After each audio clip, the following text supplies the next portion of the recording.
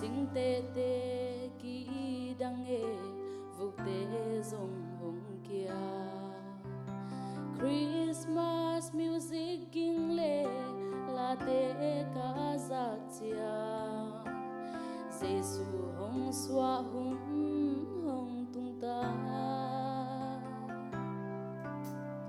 tang lai kam sang te gen khol bang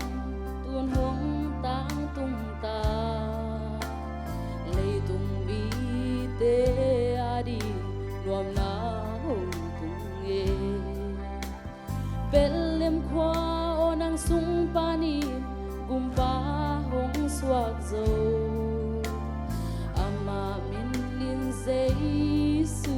ahi Christmas tuang hong tung ta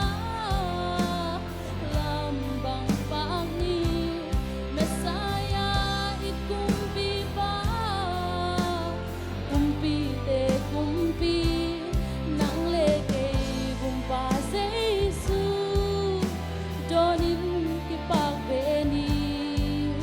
ilem na kumpi lapsang na kumpi pa tua ton tung pai min thana nga nge ta hen amen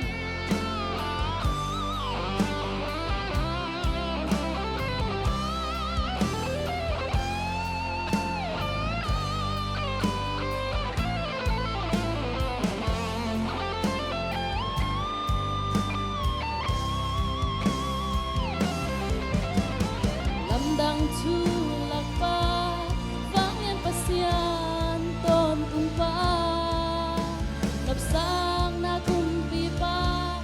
hong swang so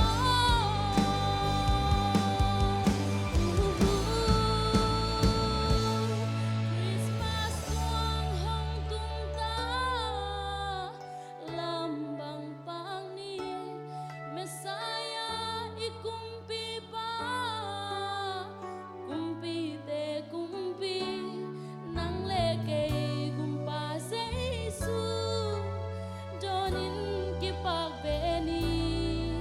kilem na kumpi lapsang na kumpi pa Christmas tuang hong tung ta lambang pang ni Messiah ikumpi pa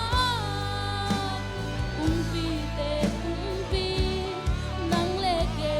gumpa Giêsu donin ki pak beni kilem na kumpi lapsang na kumpi pa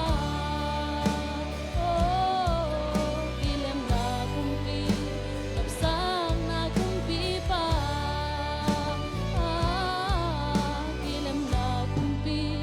lapsang na kumpi pa